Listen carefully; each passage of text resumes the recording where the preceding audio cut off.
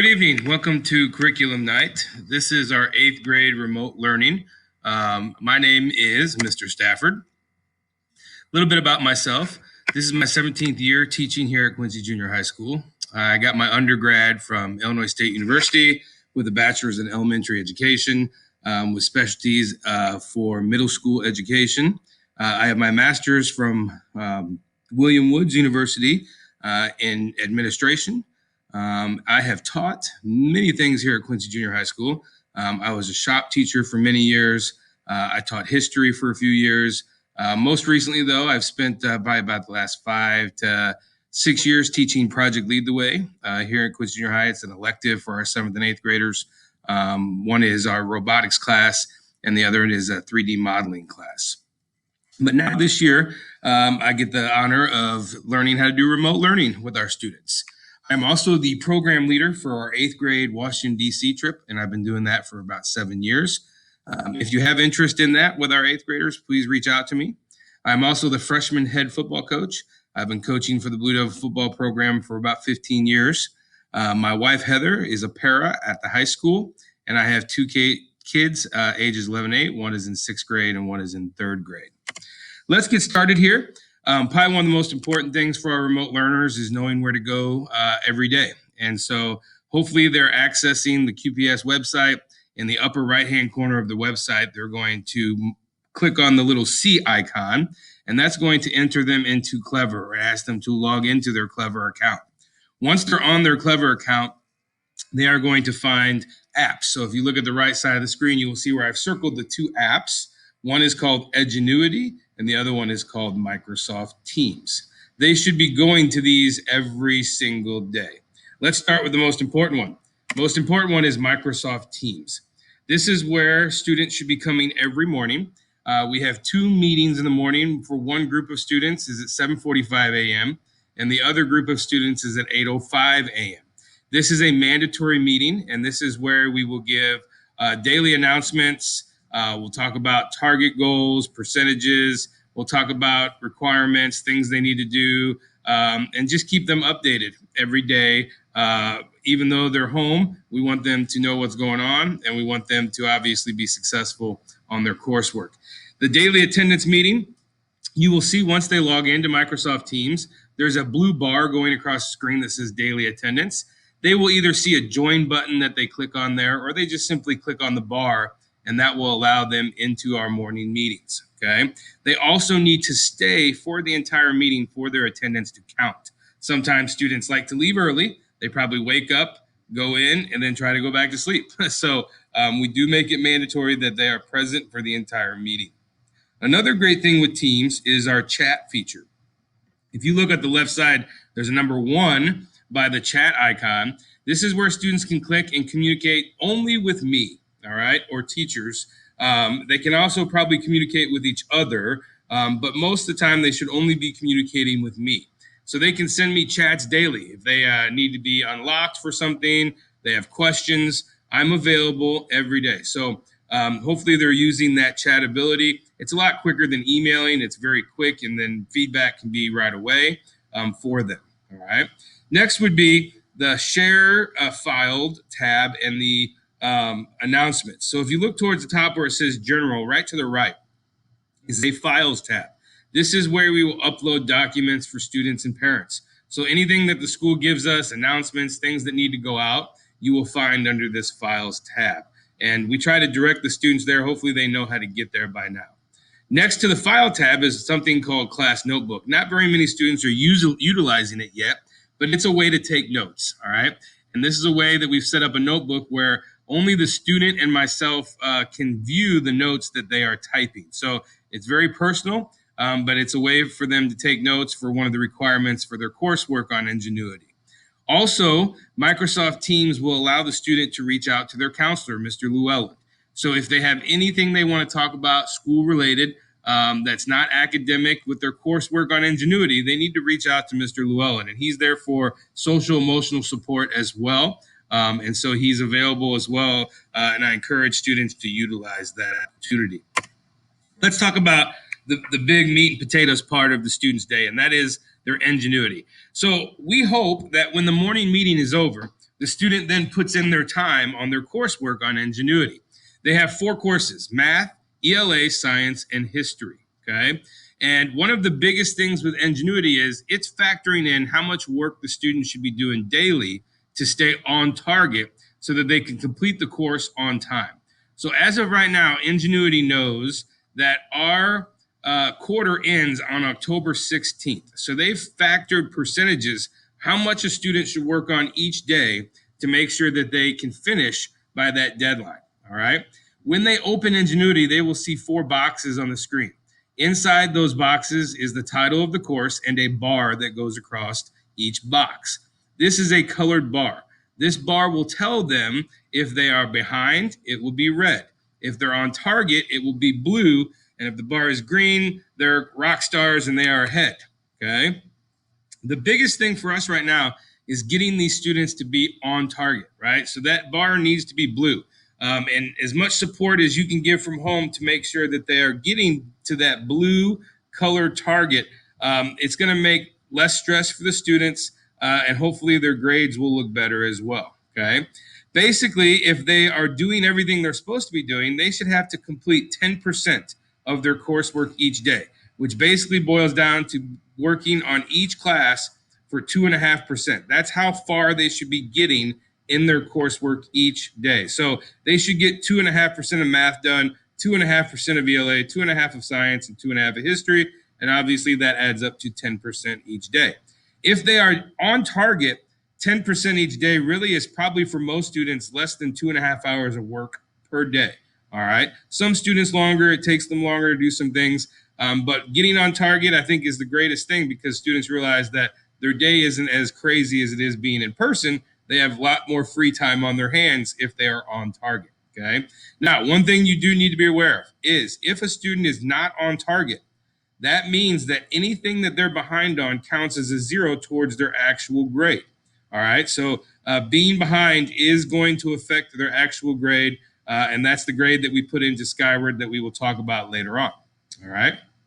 Now, one awesome thing about Ingenuity is it wants the students to be successful. So it has embedded retakes in all of their courses. Here's what a daily course looks like. When they go in, they have lessons that they have to complete. And when they go through those lessons, there will be different assignments and activities that they have to complete for grades. But at the end of the lesson, there are going to be quizzes.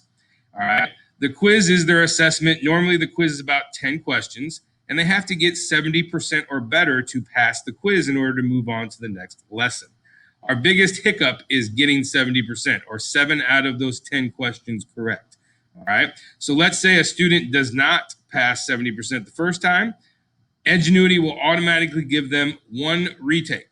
Okay. So hopefully they review the lesson and they go back and retake the quiz. If they fail the second quiz, now is where they need to reach out to me. It is going to lock them out of their course, meaning they cannot move forward. At that point, I'm going to ask for 2 things. I either want notes from the students submitted to me, or we can reset the lesson for them. They can redo the lesson, and I will give them 2 more quizzes unlocked. All right. Once they have 4, if they failed 4, then we will actually just unlock 2 more, and then we will take the highest grade from those 6. All right. That's if they fail all 6 quizzes. After a few lessons, there will then be tests. Okay. There are tests, and they're on average, about 25 questions. And once again, they have to get 70% or better on the test to move on to the next lesson. Okay. The tests are cumulative. So they're going to go over every lesson that the student had been working on. If you're taking notes, I encourage you to use those, obviously, on these assessments. All right. But one key here is before the students take the test, there is a review, almost like a study guide that needs to be completed. They must get a 60% or higher on the review in order for me to start unlocking their tests. Okay. And they get 4 opportunities to get 70% or better. After 4, we will take the highest grade. Okay. Notes are also going to be something that you need to pay attention to. Okay. Notes, if the student is taking them, can be handwritten. They can be typed. All right. But the biggest thing is how are they going to turn the notes into me? Some students are taking photos of handwritten notes and emailing them to me. Some are scanning and emailing. Some are attaching their attachments to the chat page or to an email. Some are just copying and pasting. All right. But any of those are options. But I do encourage these last two bullets. Class Notebook is on Microsoft Teams. They can use that and I can view that, as well as this last one, which is really for the struggling student. There is something called guided notes. Okay. And guided notes is going to appear and you got to find it. All right. I will explain it real quickly here, but if you have problems, please reach out for more information. Okay. But if you look at your 4 boxes on the screen, if I click on the title of the course, it's going to take me to the lesson, or what we call the course map. And it's going to show all the lessons listed. On the right side of the screen for each lesson is a plus sign. If I click on this plus sign, you will see the words guided notes, and you can download these guided notes. And basically what they are skeleton notes that the student can use to follow through the lessons, and all they have to do is fill in the blanks, all right, as they go through. These have been really useful for students that are struggling with this online coursework and having to do it on their own. Okay, so I do encourage you to use them or reach out if you have questions. All right, grades. Grades would be my number one concern. How are we factoring grades? Well, Ingenuity is actually factoring the grades for us, and they are factoring them up to the minute, right? So as students complete things, it's already adjusting their grade. What we want you to pay attention to is what we call the AG, or actual grade, on Ingenuity. This is what we are going to be actually entering into the student's Skyward grade, and that is what's being reported on their report cards, okay, or midterms. What students get confused about sometimes is they see this OG, which stands for overall grade, okay? But the overall grade is only showing the grade of the work that the student has actually completed, all right? If they are behind, here is the problem. The OG grade is going to be different than the AG grade, all right? The OG is reflecting the quality of work that the student is doing. But if you are behind, do not forget that Ingenuity is giving zeros for all the work that they are missing. Therefore, their actual grade will be lower sometimes than their overall grade, okay? But the only one that we really want you to pay attention to is the AG grade. That's the one that we are entering into Skyward. Every Wednesday by 3 p.m., we will be entering their grades into Skyward. When you go into their Skyward grade, it's going to be slightly confusing because you are then going to see 6 courses, even though they are only taking 4 on Ingenuity. What you are going to see is 1 math, 1 history, 1 science. You are also going to see a PE grade. PE grades are a log that must be turned in, and they are put in on Monday or the first day of the week on Skyward, okay? The confusing part is you will see 2 ELA courses on Skyward. One is reading and one is language, okay, or communication arts, or something along those lines. We will be using their 1 Ingenuity ELA grade and applying it to both of those on Skyward. So those should be the exact same grade for both of those courses on Skyward, okay? Once again, you have questions about that, please reach out. Bottom of the screen here is just the grading scale. It's a normal 90, 100, 80 to 89, right? That's your A, B, C, D, and F, okay? Weekly PE log has been a hiccup for some students. This is something that is due every Friday by 3 p.m., and basically, we're just wanting the students to log any physical activity. Physical activity really means anything. So I encourage the students, if you're doing chores, right, if you're playing with friends, all of those things are physical activity. Is playing video games? No, right? But it's just a log that the students have to go on. It's on the main chat page of our Microsoft Teams page. They click on the link, they fill it out. The biggest thing is at the end of the document, they must hit the green submit button in order for it to count, all right? All they have to do is submit it, and they're done, and then they give me a log of who submitted it on Monday mornings, and that is what I will enter for their PE grade, okay? As long as they are filling out the form, they should get an A in PE. That's all we're looking for, all right? Last thing, contact information, right? My job for remote learners here is to be available. So I am available for students and parents from 7:30 a.m. till about 2:30 p.m. daily. Most times that could be actually 3 p.m., but they do schedule meetings between 2:10 and 3 o'clock. So sometimes in the late afternoon, I am not available, but most times I'm here. And what am I here for? I'm here to chat. I'm here to video conference. I'm here to problem solve. I'm here to help with technology, any questions, all of those things I'm here for. Okay. But more importantly, I'm here for our students to progress monitor their work and to make sure they're on target and to really try not to be a thorn in their side, but also to be a thorn for those students that are not meeting expectations. So I am always here, always available. We ask that you use the team chat. It's the quickest way to get a hold of me. Email would be my next option. Calling is the last option I would use. Sometimes it takes longer to get back to those voicemails or to answer the phone.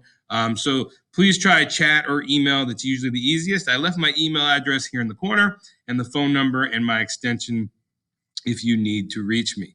All right. Thank you very much. I appreciate you being here. And I hope you have a wonderful school year. Thank you.